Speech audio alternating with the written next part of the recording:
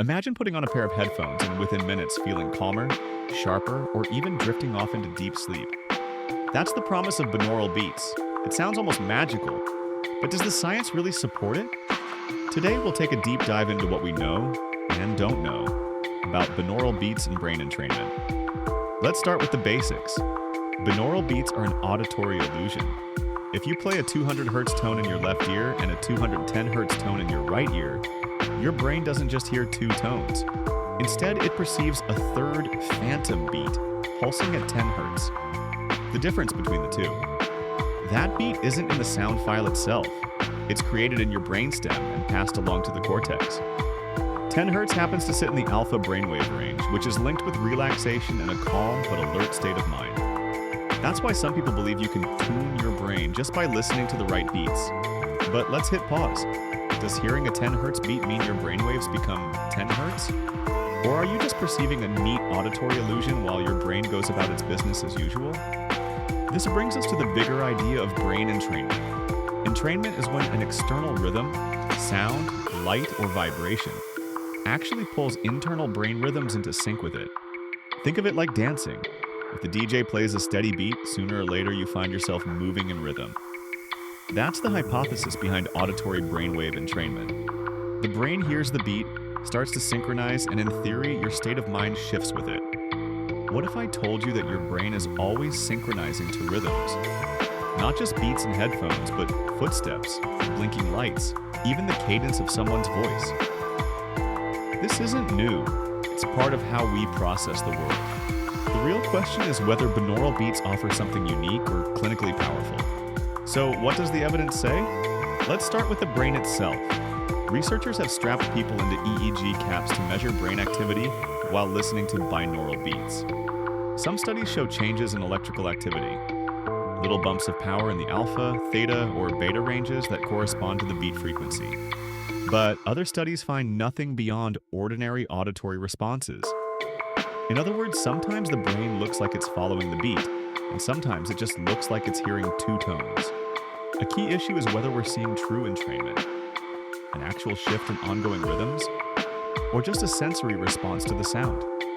Imagine tapping your desk. Your microphone would pick up that rhythm, but that doesn't mean your brain waves are permanently tuned to it. This difference is subtle but crucial.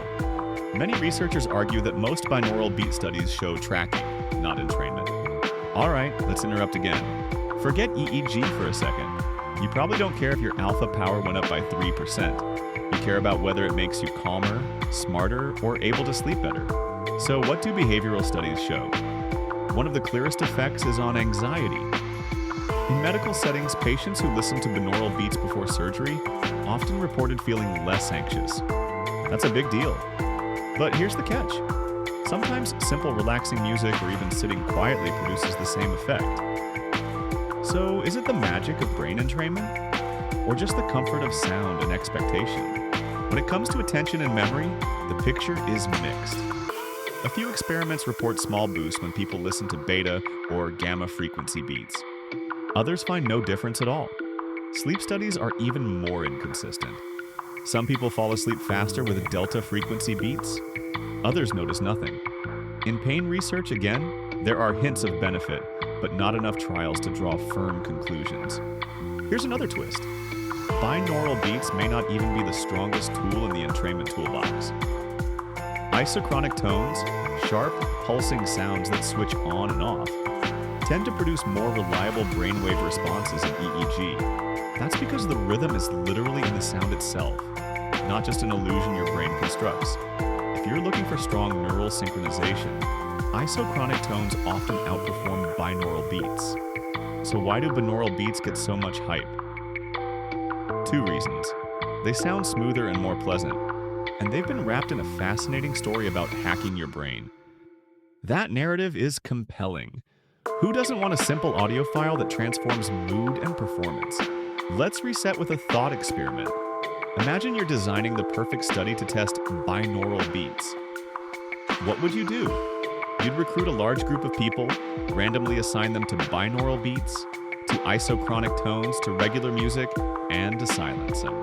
You'd measure EEG, but also ask how they feel, how well they perform on tasks, maybe even monitor hormones or heart rate. And you'd pre-register your outcomes so you can't cherry-pick positive results.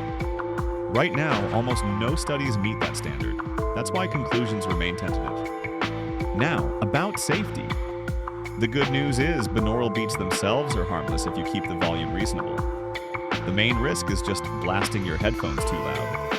Visual entrainment, like flashing lights, carries seizure risks for people with epilepsy, but audio doesn't pose the same problem.